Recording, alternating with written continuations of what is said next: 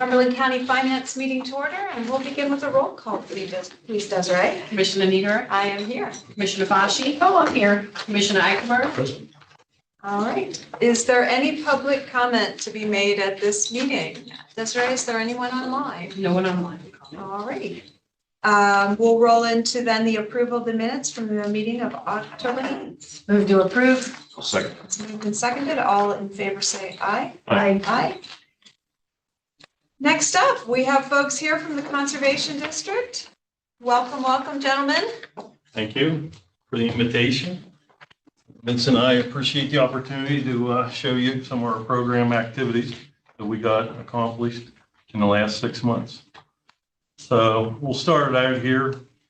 That is not a field of marshmallows. You took my punchline. Yeah, That's how they go. I'm sorry, it's okay. It's not very seasoned. Yeah, you're right. You're right about that. We're going to start out with dirt and gravel roads program and a road that we've talked about for years, Ridge Road. That is what Ridge Road looked like in January when we were up there. Erosion, ditches, pipe exposed, no water getting in any of the pipes. So we worked with Mount Holly, DCNR to get right-of-ways for the borough. They were able to get right-of-ways from the landowners to start work. And just a landmark, if you look at the tree to the right has a vine. This next picture is the exact same location. Wow. Yeah, quite the difference. Millings were put down, a foot of shale, and then 2A stone on top of that. So you probably have a couple feet buildup of the road, and 25 pipes, cross pipes were put in to take the water off the road. Here's another area. This is January when we had a little bit of snow melt because we didn't get much snow last year, but we had, I think, 3 or 4 inches of rain on a Friday, and we went out and took pictures, and DEP was with us and DCNR. They joked that we probably would need a 105 dam safety and encroachment permit because of water running down the road. And so this next picture is the exact same location. Notice the pole on the right for the landmark. So quite an improvement of Ridge Road. It took a lot of work, a lot of collaboration between agencies. Water quality was an improvement. There was flooding happening in Mount Holly Springs because all the water was concentrated in certain areas. So now 25 pipes will separate that water and disperse it into the woods.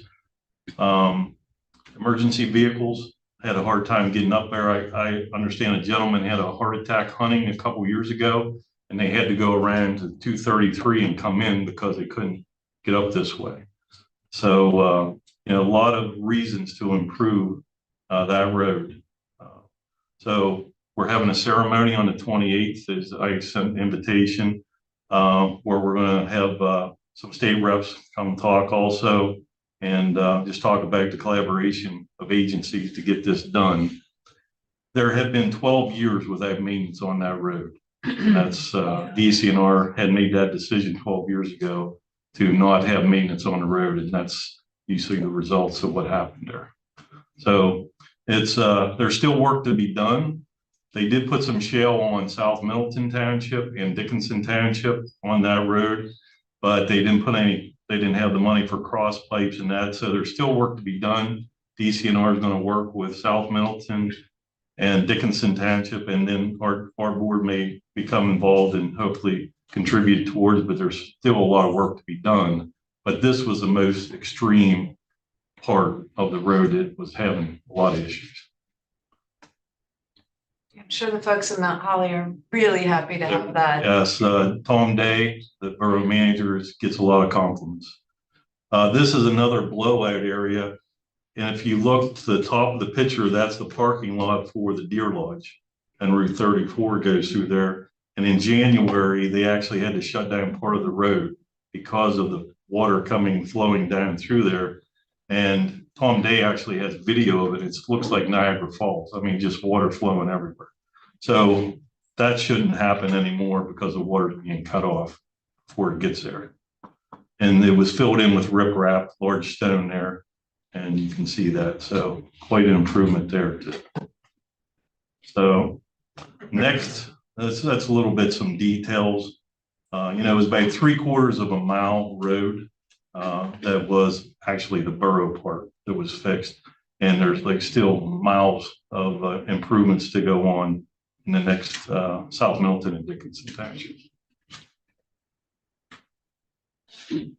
This next road is Bridgewater Road in Upper Mifflin Township. Kingsley Blasco is a roadmaster right there.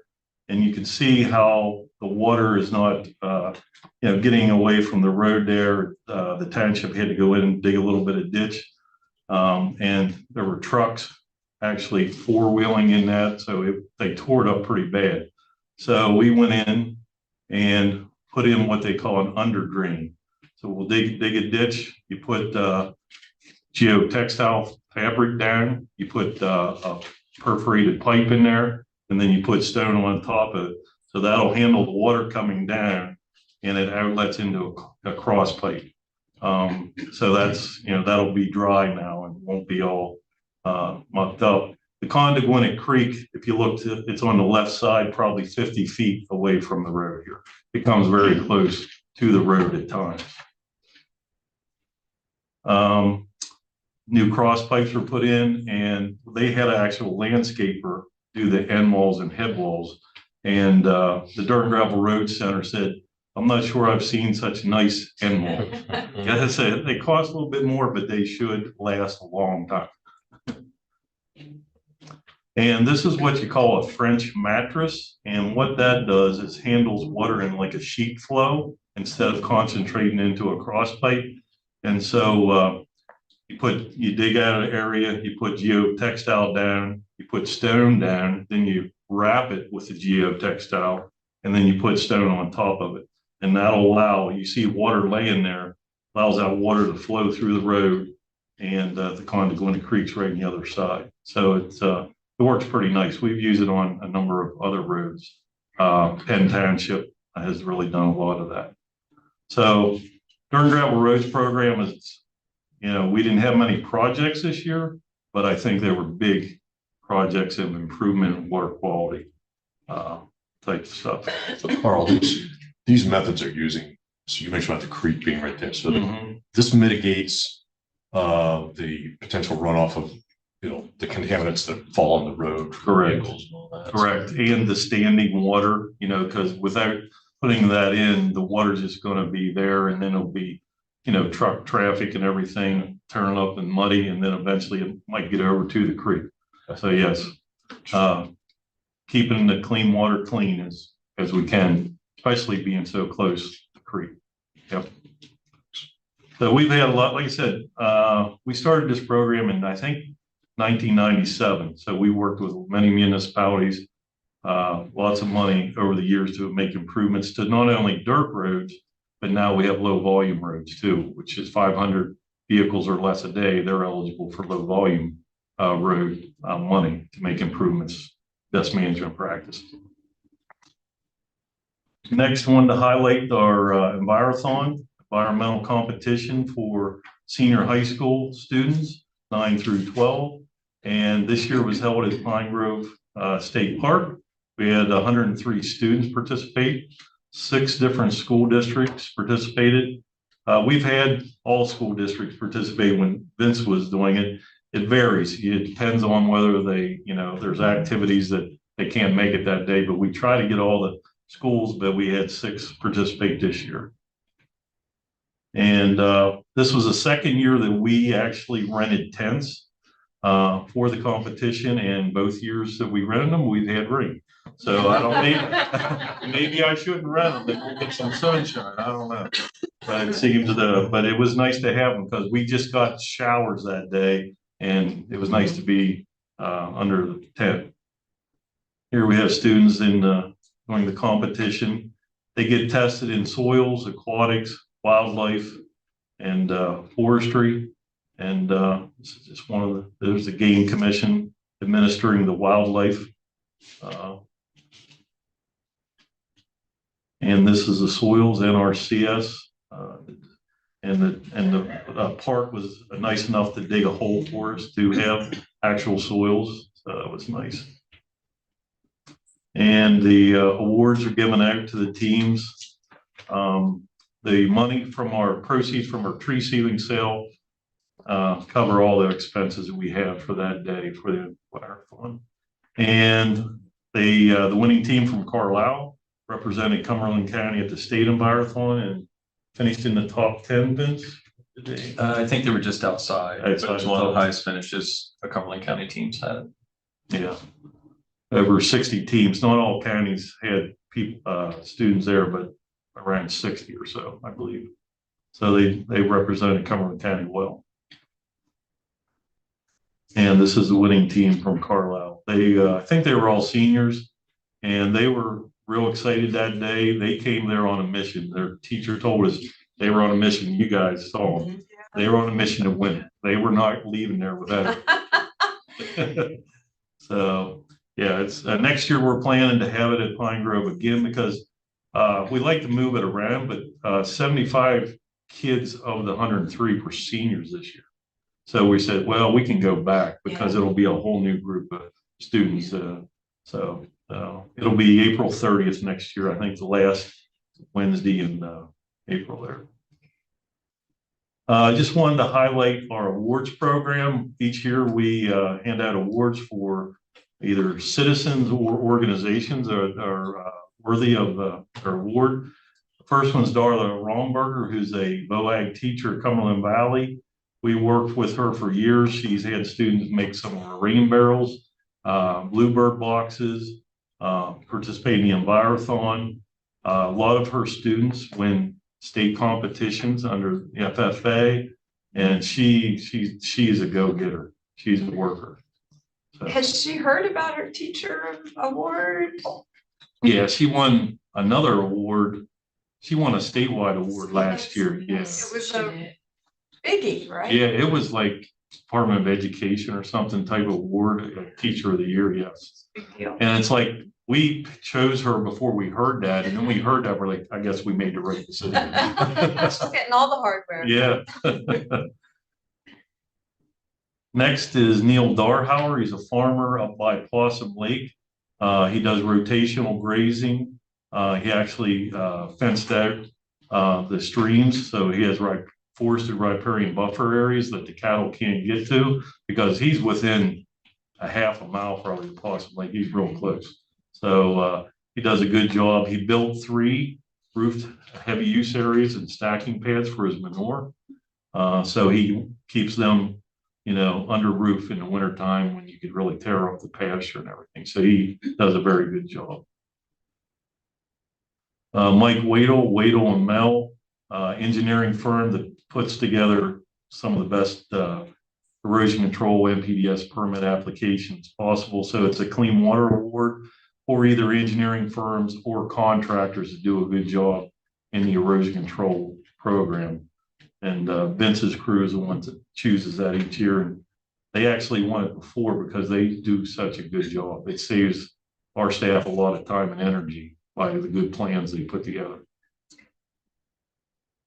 And last but not least, Barb Gleim, we gave her a Legislative Recognition Award.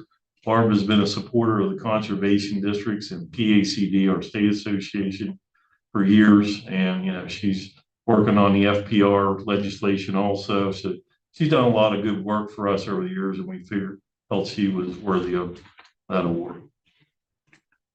So that's all I have. Vince has some information on the erosion control NPDES program. So I'm just going to cover a few numbers things here first. Hopefully you guys are able to read that, but the first one in the upper left there, the total plans received 131, total inspections 388. And this is comparing year-to-date 23 versus year-to-date 24. So the first 9 months of 23 versus the first 9 months of 24. And you can see there at the bottom for that same time period in 24, we had less plans received, but we also had less inspections. Typically, if we receive less plans, that allows us to spend more time in the field doing inspections.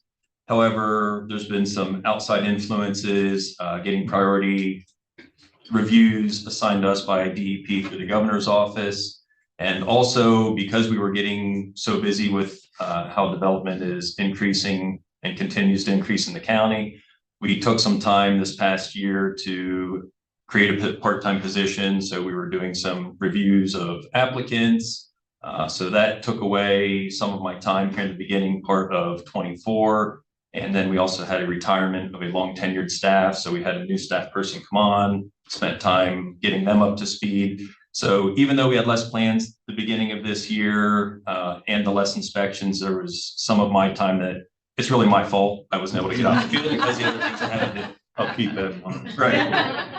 But so that's painting the picture. And so also we're here to talk a little bit about some financial stuff. So in the green there, you can see the different fees that we collect. Some of it is review fees for reviewing the permit applications. Some of the other fees are the permit fee itself, which is governed by DEP. And you can see that same time frame, 23 versus 24, we actually increased revenue by over 50,000. Even though the plan review numbers went down, the fees were increased. It could have been due to the amount of earth disturbance associated with each project. There's a bunch of things that go into the fees. So anyhow, just sort of painting the picture there for the fees that did go up this year so far. But then getting back to, whoops, I think I hit the wrong button there. No, I didn't. Getting back to the lack of inspections. So this looks the same, but it's a little different. So the top half is the third quarter of 23. And looking at the same numbers, we received 43 plans and we did 123 inspections. So that was last year, third quarter. This year, third quarter, we received basically the same number of plans, right around 42, and we had 188 inspections. So even though what that's showing is the first half when we had the staff turnover, the retirement, me spending time interviewing, getting new staff trained. Now that we're more up to speed, we are back on top of performing better inspections. And also since then, we did hire another part-time position solely doing ENS inspections out in the field. So even though it took some work and a little bit of suffering there a little bit, we are now moving forward in a good positive direction through the addition of those part-time staff and getting the new staff hired from the retirement. Something else financially that's going to be impacting the district here in the next few months is the master general permit that we authorized through DEP. It's up for renewal, and that changed years ago where all the permits we authorize are now in the same 5-year cycle, other than individual permits. So this would be just the general permits which are in non-high quality watersheds. So basically we had around 240 active permits in the county, NPDES permits. So we sent those letters out reminding them about the renewal. Some of them will submit the notice of termination and there will be no fees associated with that.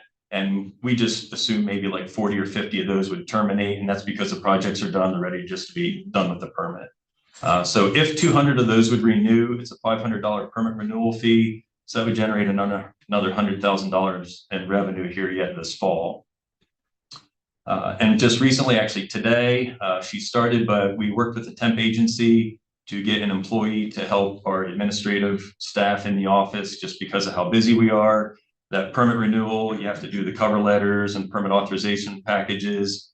I mean, that's a pretty substantial instant workflow increase that luckily working with HR, Derek let us know like, hey, did you ever consider a temp? We're like, no, we didn't. So working with the temp agency and HR, it's been pretty seamless. The employees started this morning, jumping right in, doing stuff, helping out Michelle. So we see that as a huge benefit. And we're going to do that for a few months and then reevaluate where we go from there. Where we go from there, we'll just leave it at that, I guess. And then just briefly here, I'm just going to highlight a project that has started in the last year and a half. So this is Sprint Drive over at the old Sprint building off of Walnut Bottom Road. And they got started in August of 22 to do the earth moving. And it didn't take long for things to start happening.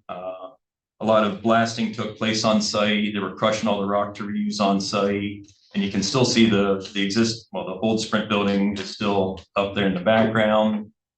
This is just 5 months later, 6 months later after they started construction. Sprint building's still there. They were installing some of the subsurface infiltration facilities, which that's what all those plastic pieces are in the black pieces. Those will actually be installed underground and create void space for storing stormwater during rain events.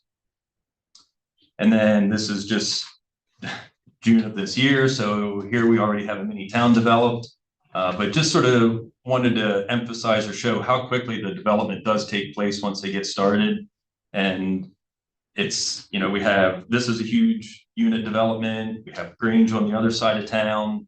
And it's just the increase of those developments is really what's keeping us busy and reevaluating staff structure internally, working with HR on succession planning and seeing what we need to do moving forward to keep the conservation district operating at the level that we currently operate. Vince, do you happen to know, are these for sale units, condo or rentals, or a combination It's of a all? combination of all of those, yeah. Okay. Yeah. I think these ones are rental, and then there's going to be row townhomes that I think are for sale. Okay. Yes. And then there's going to be, well, the hospital stuff's on the bottom road side. So this is, as it goes in, there's a main road that sort of bisects the development. The stuff to the south is this area, and then to the north is the well span activity. Yeah, I was over there the other day. I hadn't been there in a while, and all of a sudden. Yeah, that's grown. Yeah, it's just, it doesn't, once they start moving the earth and get it graded, then they go vertical quick. So you can see here, and one of the things I wanted to highlight here is they actually come in and place sod. So that's it's more expensive, but it eliminates the erosion potential then. And I mean, you have instant lawns. It's a benefit for them because they can be selling the units and getting people occupied in there a lot quicker as well. And this was just taken a couple weeks ago. And I believe that's it. There's any questions? Well, a couple of notes I've made, but I wanted to commend you all for your creativity now, not just with a temp, but the part-time hiring. That does help in the functioning of the county to be looking to utilize part-timers when you're busy, as you have been. And the Environ-thon was a whole lot of fun. That was the first time I had ever attended, and I realized that I couldn't answer a lot of the questions. They were tough tests. And the teams really came up with some incredibly creative names. Yes, they And did. so it was fun. I'll mark my calendar and hope I can make it again in Yeah. 25. So it's nice that you all take the effort to make that happen Right. for the school districts. The kids seem to enjoy it. Right. So. I'll say your comment on the part-time positions, we had never really thought of that, but it's been well received. I mean, our applicants that we had for them, we were impressed. We were surprised at the quality of applicants that we had, and they were retired people looking for just some part-time work for both positions that we got. So we were impressed with the quality of people that we got that applied for that. Really surprised. Plus, I also learned in your presentation that the folks at DEP have a sense of humor and what a French mattress is. A French mattress. That's right. Oh, wow. Did anyone else have questions? Yeah, on the Ridge Road. Uh-huh. So we had, I'm not sure at what point the major portion of the construction was done, but Uh-huh. you know, late summer, we had a lot of torrential downpours. Mm-hmm. And I'm curious, how did they, if the construction was already well along, did it hold up there? Yes. Did that affect the design or construction at all? Yep. The experts, so-called experts, are Right. telling us that's going to be the norm. Right. Remotely. Good question, good points. We got the work done and culverts in and the base layer and the top layer. I don't know if the top layer might have been before the 2A. And we had that 3-inch rain on a Friday. It was a week or so after it was all done. I sent Brooke out there to get pictures. It was working perfectly. The borough went out there to see. Everything was going through the pipes. There was no issues at all. So we were really happy because it got tested right away in their day. Fantastic. Yeah. I noticed you had the good luck of having the leafy pictures as the after. That's Right, right. Yeah. It reminds me of some of this before and after posts in magazines. We've learned that from communication.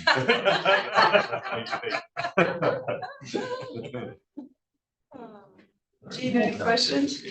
No, I've heard this many times. Yeah, you And, have. yeah, it's all good stuff. You guys do great work. Thank I you. want to go back to school and be an engineer. They need a lot, we need a lot of engineers out there. This is kind of a shortage of them, that's for sure. The other thing that I was thinking of, and Vince, I love the numbers of what you're doing, but I think that the nuance to those numbers that's really hard to quantify is not all plans are created equal. And you were really gracious to spend time, walking me through a little bit of your process. And so if you have a really well done plan, and the timeline that takes, from your team versus a plan that has a lot of issues. So while I love that you are mapping the number that you're doing, it almost does seem like it needs to come with a big asterisk, like, yeah. Yes, yeah.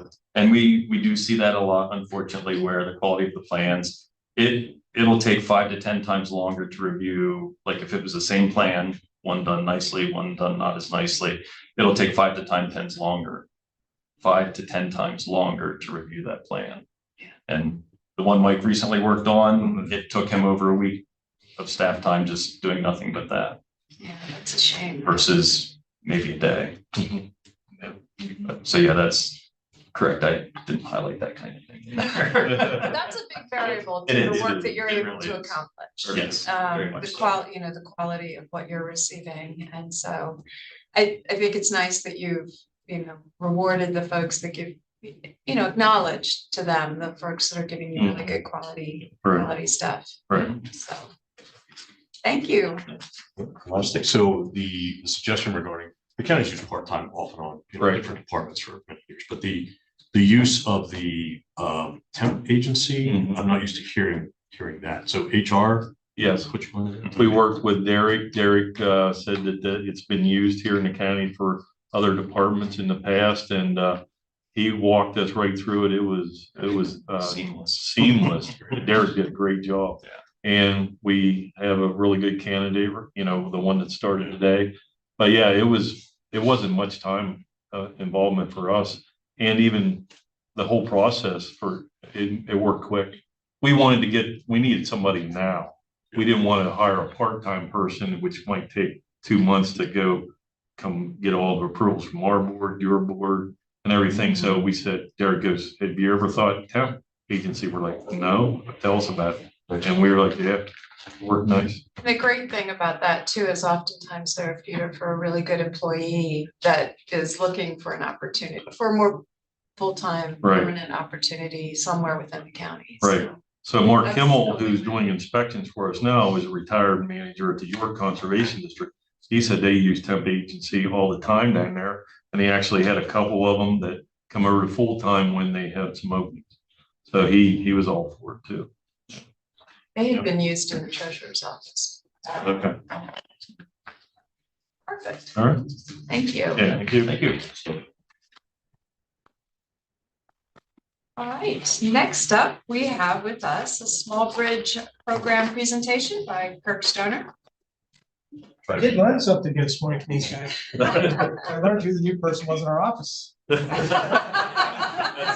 saw somebody following Michelle runs from. Who is that? Right. So you knew what a French mattress was.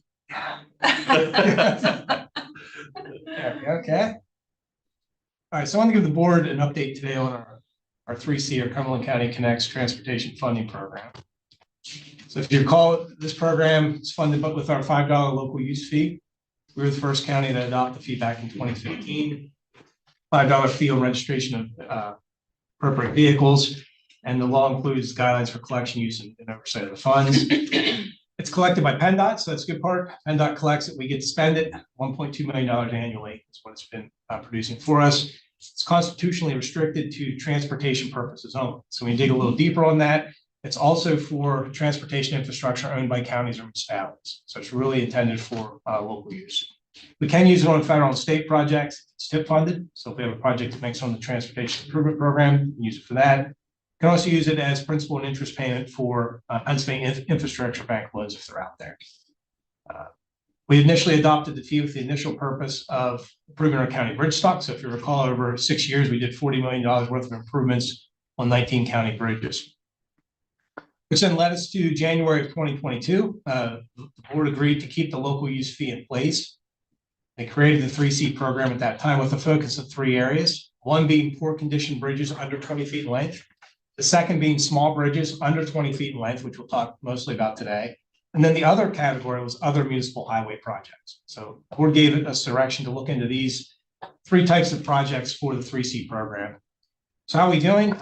So first, those over 20-foot bridges that are poor condition, we managed to get 4 of those together on the HATS Transportation Improvement Program.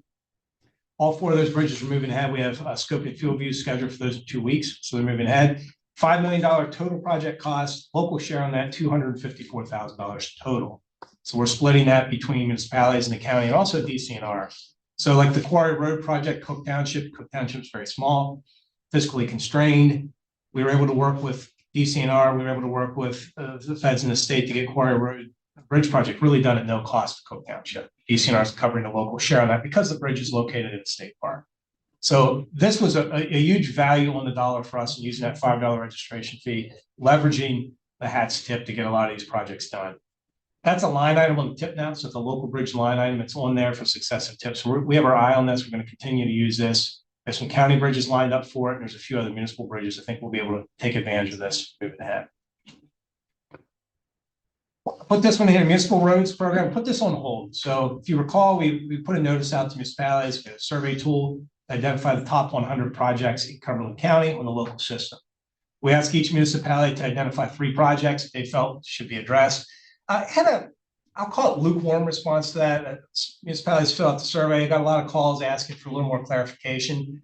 But at the same time, we finished up our 3C small bridge program and we got our needs back. And the needs for that were overwhelming to the point that, right, if we were put focus on this right now, I think it would be distracting from the needs that are on the small bridge side. And also get a little confusing for the municipalities of which priority should be addressed first.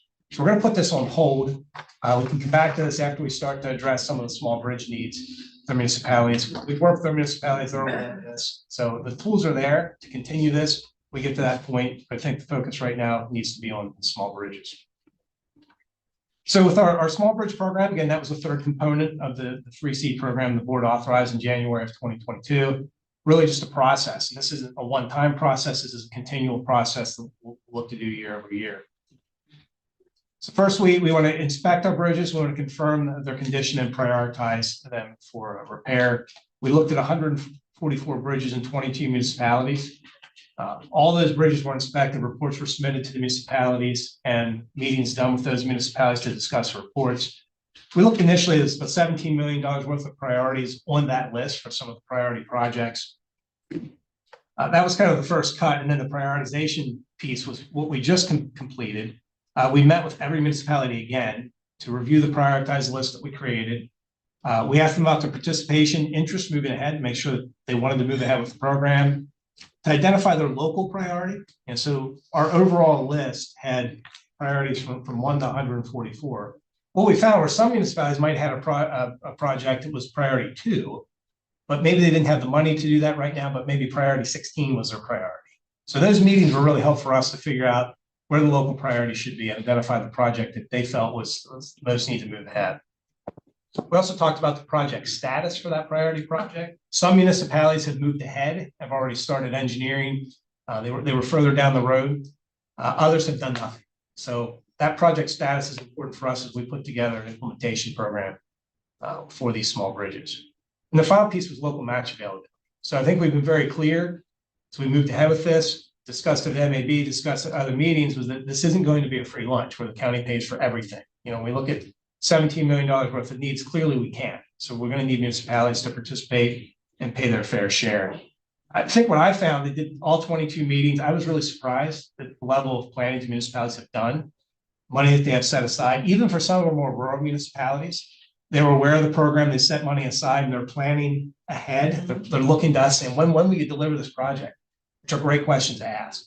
So I think is one of our goals with this program was leading by example. So when we finished our 6-year, $40 million worth of county bridge needs, we shared that with the municipalities. We shared our success story, hoping that they would follow that example of we need to plan ahead for our infrastructure, identify what's wrong with it, plan for its improvement, and save for its improvement. So I think the model that we have with our capital bridge improvement program really worked. I think our municipal partners are following that lead. As we move ahead with the small bridge program, I think that the example guidelines that we have, the way we have the program set up, it forces them to continue to think in that mindset. So it's not just somebody coming to us saying, hey, we've ignored our infrastructure for the last 20 years. Now we need money from you. That type of thinking isn't going to work. And we have too few resources and too many priorities to continue in that way. So I was really pleased with what we learned in the municipalities meetings. So after we finished up identifying all the priorities, the next step in our process then is really to budget and deliver. So we took all the priorities to develop what we're calling an asset management plan. We wanted to be fiscally constrained, meaning we looked over a period of years how much money we could anticipate coming in from the $5 registration fee, match that up with the local match that municipalities were putting out there, and also looking at how ready they were to deliver the project. And so we're meeting here in 2024. Some of these projects may not go until 2026. Is the municipality ready to deliver a project in 2026? So it's really a planning process to match that money up with the time of each project. So what we came up with was a 3-year asset management plan with priority projects and program participants. So what I give you now is kind of the highlights of this. And what I'm presenting today, see some of the stuff are our best thoughts on the program. So we're looking at if the commissioners have any comments, questions on this. Not presenting this or assuming to present this in any way that this is the way it is, we're moving ahead. I want to make sure that the board realizes that your input is welcome. We want your questions and comments on this to make sure that we're headed in the right direction with the program. So with our program, we're looking at project types. We could do bridge replacements, bridge rehabilitation, and maintenance. So we saw interest in all 3 of those categories. Interesting enough, that the maintenance category was one where we saw some municipalities had some replacements. And they said, you know, we would rather invest in the maintenance of some of our other bridges right now than in the replacement of some of our higher priorities. Because they're seeing the long-term view on this, that if we put money into maintenance, we're going to decrease those emergencies in the future. We're going to really see projects that are more reasonably priced than a major replacement. So if we maintain our bridge stock, we're going to see that it extends its useful lifespan. So that type of thinking, again, is out there with our municipal partners. For our delivery options, saw 2 options. One would be a county-led bundled projects. So success in doing this, where we put several projects together, the county leads it from engineering the whole way through construction inspection and delivers that project on behalf of the municipality. That's one option. The other option would be to provide grants to municipalities for municipally-led projects that are in progress. So we have several of these. Municipalities are moving ahead. They had indicated to us, hey, we just want to move these ahead. We have money into it now. We want to see them happen. In those cases, we can consider grants to those municipalities that meet our program guidelines and standards for the way the money should be used. I'd say on the county-led bundle projects we've seen, and we anticipate that as we bundle projects, whether it be maintenance projects or replacement projects, we can expect 10 to 15% savings on the overall project cost because we're bundling. Kirk, I have a question about that though. It sounds like 2 very different ways that would require a heavier lift. Like the first, where it's county-led bundled project, is a much heavier lift to you and your team. Is that correct? That's correct. Okay. Are you indifferent to which way, or is it a combination? Yeah, I think a combination is probably the best. And as we've met with the municipalities, we've told them too, if they have projects they want to move ahead outside of a bundle for whatever reason, they want to work with their own engineer to do it, they're free to do that. But we've also told them of the benefits of putting projects together, especially on the maintenance front.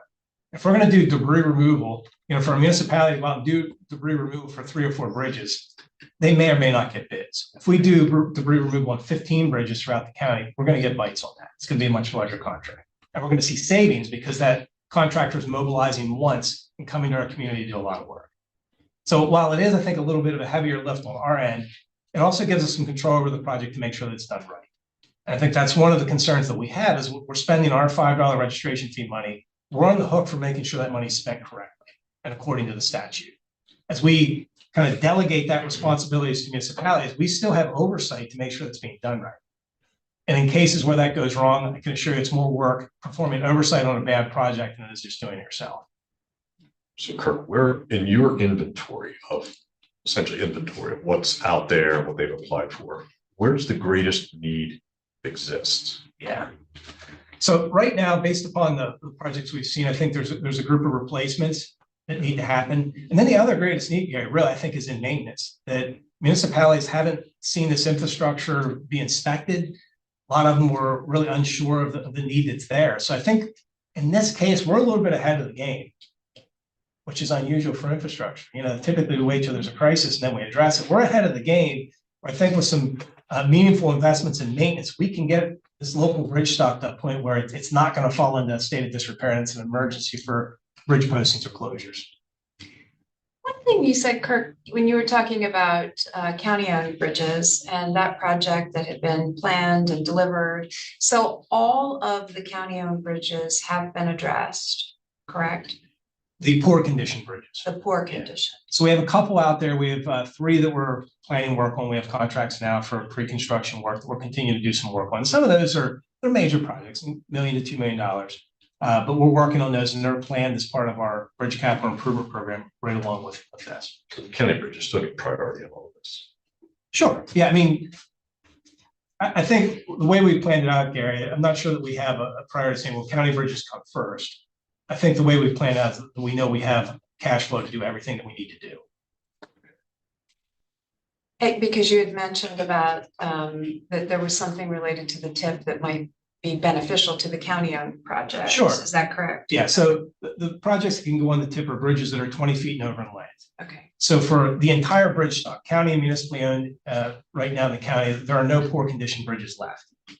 So we've done our work. We've worked with our municipalities. Now looking ahead, there could be other work that needs to be done on those bridges, rehabs, maintenance, that we can program on the tip with that local bridge line. Okay. That's our intention. Do we have some knowledge of what that schedule looks like? When do we anticipate a major draw from this for county project? For our county projects, we're looking at, I'd have to pull it up, Gary, but we have a plan. Okay. Yeah. All right, that's fine. I'm sure. I'd love to show you this detailed spreadsheet we have. You already did share one thing with us. I know, I so- gave you a sample Yeah. for this program, but yeah, we have it. We have a spreadsheet and our finance people are here and they've been the best when it comes to helping us plan out. You know, we go in, I'm kind of the idea guy with HRG and they tell me how it works. You know, we go in and they kind of lay it out of money and the spend because different funding sources have different rules. So they've been great to work with to lay that plan out because it gets to that of how do we take care of all these needs in a given time. So some of the proposed guidelines, again, this is kind of the proposal piece of it, looking for your feedback before we move ahead with this. So any county aid we give through the program will be guided by an intermunicipal cost sharing agreement. We have experience with this with the 4 bridges that are currently in the tip. This is ready to go in place. We just need to change the names and some numbers in those agreements. What we're proposing is a maximum of $200,000 county aid or 50% of the total project, whichever is less. So this starts to get back to is one of the key questions to start. What's the local match on these things? So we wanted, the message I heard from the board was we want to make sure the municipalities have skin in the game. This isn't a free lunch. As I mentioned earlier, I think the municipalities heard that they took that to heart, and I believe are coming to the table with local match. The maximum amount, I feel like we should put a max in there because we are looking at a wide spread. You know, we have 22 participants, 16 municipalities in this first round. We can't go in and do 50% of a $1.2 million project and choose that money out very quickly. And there's needs across the board. So I think 200K is still a substantial help. I think for the projects we have that the municipalities will be appreciative of that amount, but it allows us then to do some planning and making sure our cash flow matches for the entire program. The municipalities would be invoiced for their share of county-led projects. That's in the agreement of how we work that, getting invoices to them and having them pay for the expenses of the project. And then for the municipal grants piece, this other piece where if they're moving ahead on municipally led projects, it would be a reimbursement. So there's a process through Liquid Fuels called Request for County Aid. There's paperwork for that. They would submit to us and submit partial completion reports to us whenever they get to a certain part of the project. And we would provide our grant when we see that the project has been completed satisfactorily. Local match, we talked about that, 50% of total project costs. We have some municipalities that have pre-construction expenses already, where they've done engineering design. We're proposing to allow that to be cost as a local match. That's total, it's cost of the project, allows us then to invest in construction. Also, there's a few municipalities that are interested in maybe doing in-kind labor. So say we have a project, we're gonna redo the drainage, the pipes underneath it, or we may need a new wing wall. The municipalities have said, hey, our staff can do X amount of this project. We need a contractor to do this. Would that be eligible? It would all be part of the project. So what we're proposing in those situations that their in-kind labor, value of their labor to do part of that project could be used as local match. State used to do that with Project Agility. I don't know if is that still around or. PennDOT program, yeah. PennDOT, yeah. And does that in any way compete with our involvement? No, I don't think so. Okay. Kurt, You know- what wouldn't, like HRG wouldn't say, if they're doing that component of this project, we're not gonna certify the whole project or anything like that. Would there be any conflict amongst contractors? No, so if the municipality chooses this route, we need to meet with them. Talk to them a little bit about exactly what it is. The other piece that gets to your question too, Kelly, is if they're gonna do work on their own, it needs to meet all regulations. Yeah, because there are times when, maybe municipalities are doing things that it's easier to go out and do, and whether or not you need a permit, maybe it's a gray area. For all the work we're doing, we absolutely need permits for everything, and it needs to be done according to the engineer specs, which have been reviewed and approved by PennDOT. Put in here, final bullet there, lower match considered for financial distress. We haven't had any requests for this, but if it comes up, something we wanted to put out there, they could bring it forward to the board, explain what their local issues are, why they may not be able to provide that 50% local match, and be up to you to decide if you wanted to honor that.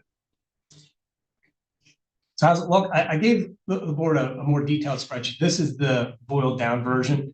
The reason I didn't put that in there was it has specific projects, and we're not quite there yet. So a number of projects, we're doing 16, 4 of those are maintenance, or 11 are replacement. We have one demolition project that's out there. Again, another issue you see come up, like there's a bridge that was vacated, and it's kind of like, we really want to get rid of this thing, but we don't have the cash for it now. And that could be another partner project. There's some other agencies working on that. You can see the total cost. You can see the shares there, which are working out favorably for the county. But when I say favorably for the county, I think we look at how the fee is supposed to be used for local infrastructure. We're investing in local infrastructure. We're simply asking the municipalities to match our investment. We're not trying to win on this. We're not trying to say, hey, we're spending less on this than you. We're saying we're partners in this and want to help you with your problems. I did make a note there that we have the county share includes $450,000 of interim inspections at 100% county cost. So we've done the inspections in the past. There's this first round of inspections on our cost. We do municipal inspections of bridges over 20 feet for our costs. So we're proposing to continue to do that. Those inspections are really the key to making sure that our program is addressing the priorities. We're keeping a status on the condition of the bridges. So we want to continue that function in the future. Schedule is proposed schedule.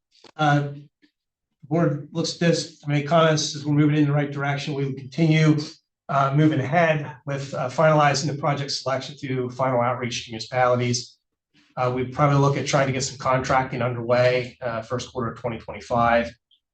Execution of those grant projects, most of those are 2025 projects. So there's 3 that we're proposing for grant projects where they would be next year's funding, where the municipalities be submitting reimbursement requests for those.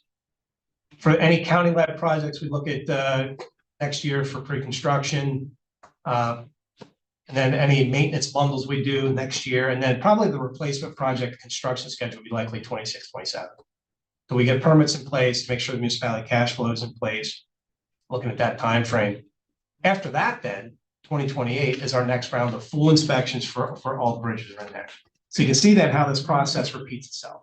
This isn't once and done, it's an ongoing process. Now, even though we're working on the small bridges, we're not going to lose sight that there's potentially local roads, there could be tip project needs out there. As we go through on this, we have our planning in these 3-year chunks. We know what our obligations are, and we can see what our revenues are. So we can plan for some of these other projects if they come up. We see a bigger need as we address this first round of small bridge needs that are out there. That's all I have. How many counties now have the $5? Do we know? Last I thought. 26 or something. Yeah, So it's pretty widely adopted. I guess. Some have repealed it. 3 have repealed it. So the question I have that I didn't hear before, and Kirk, I guess I'm kind of getting into this after this has been around for a while.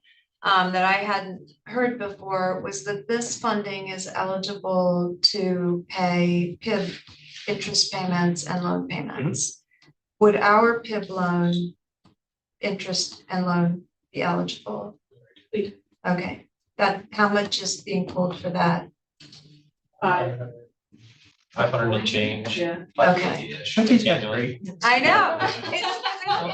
It's not delineated in the numbers that I'm looking at, so we are pulling out our payments already from the balance that we're giving to this program. In 2028 is our last payment. Okay, so then that would factor into the cash flow in 2028.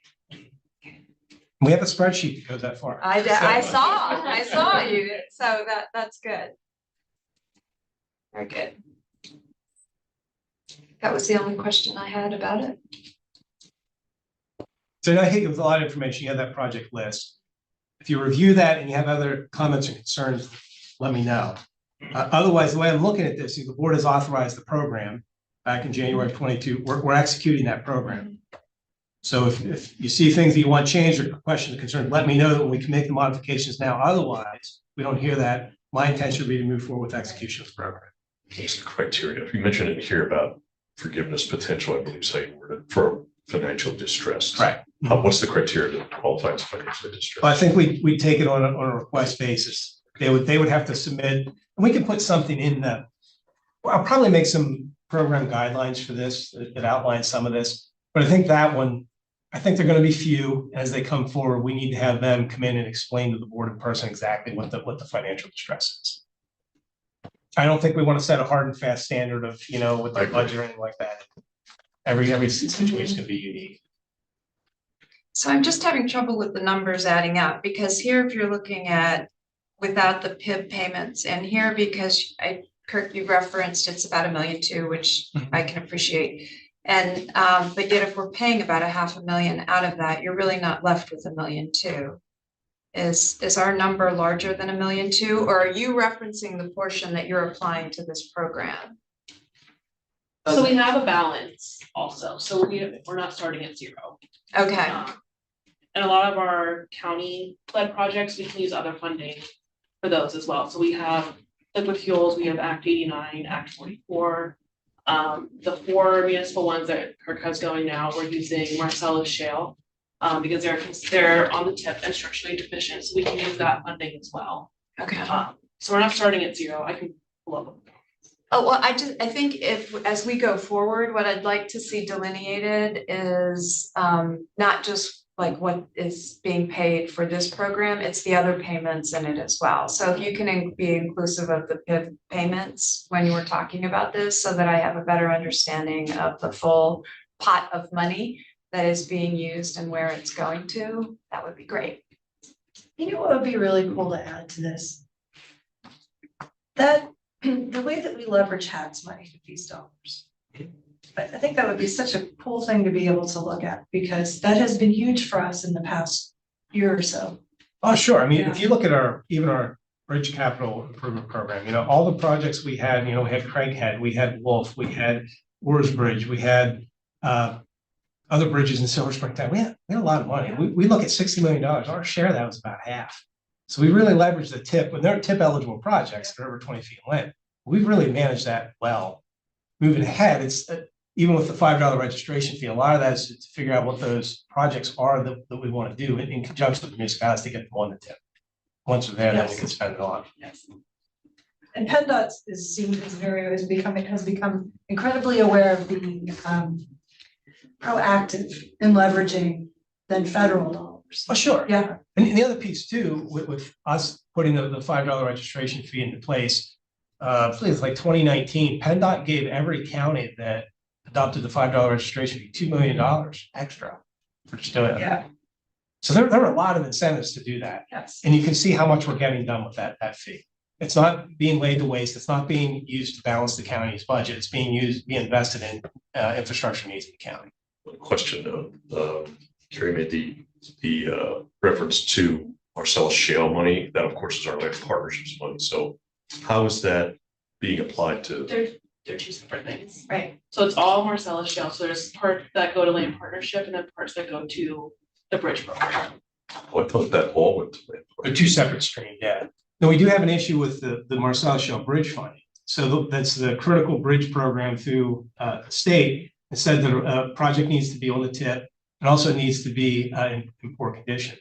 We're working with CCAP and some of our legislators to get that requirement of it to be poor condition pulled out of it. Because now you've seen with our bridge stock, we don't have poor condition bridges left.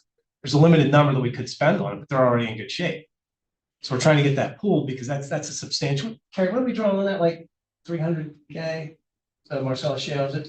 Yes, drop. So it's about, I think it's about 300,000. About 300,000, coming in that if we have to spend that on poor condition bridges, our options are limited. But if we can spend it on anything, it really opens up to new opportunities. Even PennDOT was working on that piece when, I can't remember, maybe it was last year, they came in and talked about their new bridge program. And the idea was to never let them get to poor condition.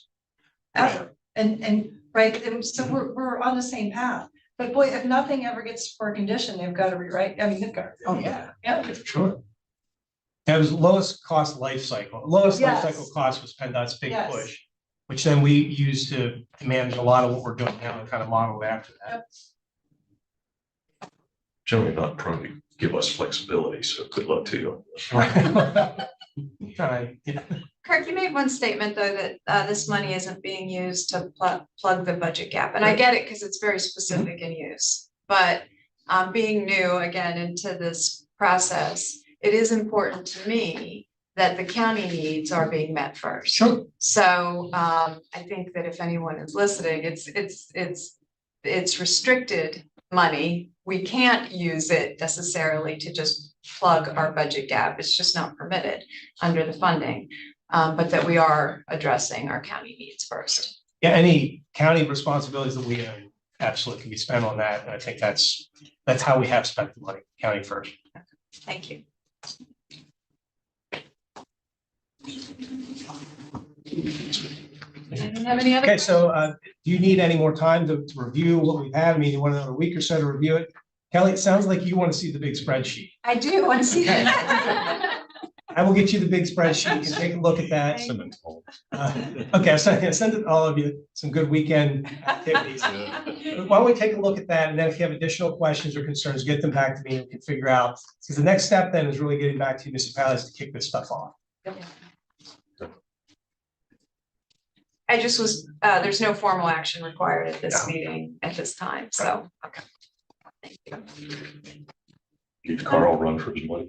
Presentations. And these guys are the best partners too. I mean, I was saying during the presentation, these guys do great work and our departments work a lot together.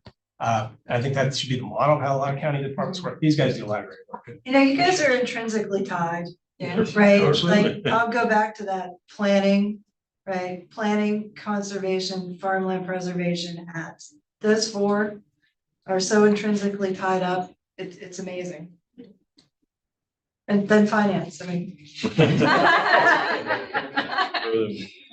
All right, well, thank you, Kirk. Is there any other business to come before the board at this time? Hearing none, I'll entertain a motion for adjournment. We are adjourned. Thank you.